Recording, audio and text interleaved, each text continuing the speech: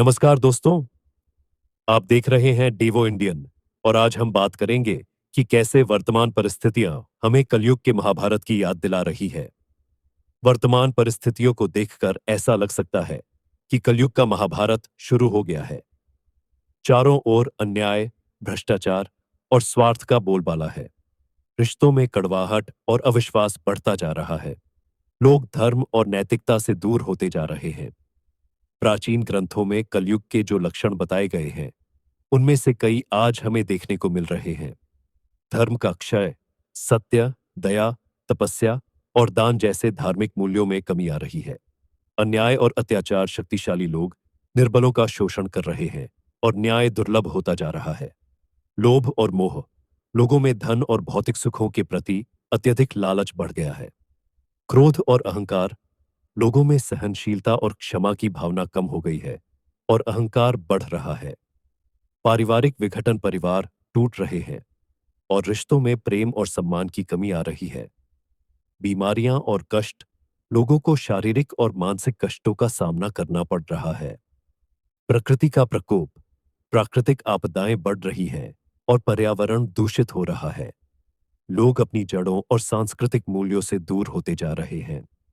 पश्चिमी संस्कृति और आधुनिकता के प्रभाव में पारंपरिक पहचान और रीति रिवाजों का क्षरण हो रहा है। यह एक तरह का अस्तित्व का संघर्ष है, जहां लोग अपनी पहचान बनाए रखने के लिए जूझ रहे हैं। आज के समय में गलत सूचनाएं और दुष्प्रचार बहुत तेजी से फैलते हैं। सोशल मीडिया और अन्य माध्यमों से लोगों के विचारों को प्रभावित करने की कोशिशें हो रही हैं, जिससे भ्रम और अविश्वास का माहौल बन रहा है। यह एक तरह का मानसिक युद्ध है, जहां सत्य और असत्य के बीच भेद करना मुश्किल हो रहा है। जनसंख्या वृद्धि और उपभोग की बढ़ती प्रवृत्ति के कारण प्राकृतिक संसाधनों पर दबाव बढ़ रहा है। पानी, ऊर्जा और भोजन जैसी बुनियादी आवश्यकताओं के लिए प्रतिस्पर्धा तेज हो रही है, जिससे तनाव और संघर्ष बढ़ रहे हैं। यह जीवन और मृत्यु का संघर्ष जैसा है। व्यक्तिगत लाभ और स्वार्थ को प्राथमिकता दी जा रही है। ईमानदारी, सत्यनिष्ठा और करुणा जैसे नैतिक मूल्यों का महत्व कम होता जा रहा है।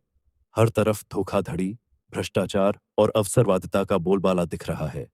यह धर्म और अधर्म का संघर्ष है। भारत, पाकिस्तान, रूस, यूक्रेन और इजराइल, ईरान जैसे क्षेत्रों में जो तनाव और संघर्ष चल रहे हैं, वे निश्चित रूप से एक बड़ी वैश्विक अस्थिरता में योगदान दे रहे हैं। इसे कुछ हद तक एक बड़े संघर्ष से पहले की स्थितियों के समान देखा जा सकता है। यह सच है कि वर्तमान में दुनिया कई तरह की समस्याओं से जूझ रही है, जैसे कि युद्ध, सामाजिक असमानता, महामारी और जलवायु परिवर्तन। इन परिस्थितियों को देखकर निराशा होना स्वाभाविक है और ऐसा लग सकता है कि एक तरह का अधर्म युद्ध चल रहा है। हालांकि यह भी याद रखना महत्वपूर्ण है कि समय हमेशा एक जैसा नहीं रहता। हर युग का अपना चक्र होता है और परिवर्तन अवश्य आता है। महाभारत में भी अंतःधर्म की विजय हुई थी। इसलिए वर्तमान परिस्थितियों को कलयुग का महाभारत कहना एक रूपक हो सकता है, जो आज की चुनौतियों और नैतिक पतन की ओर इशारा करता है। लेकिन यह भविष्य के बारे में कोई निश्चित भविष्यवाणी नहीं है। मनुष्य के पास हमेशा सही मार्ग चुनने और सकारात्मक बदलाव लाने की शक्ति होती है। आप इस बारे में क्या सोचते हैं? क्या आपको भी वर्तमान परिस्थितियां कलयुग के महाभारत जैसी लगती है, या आपका कोई और दृष्टिकोण है?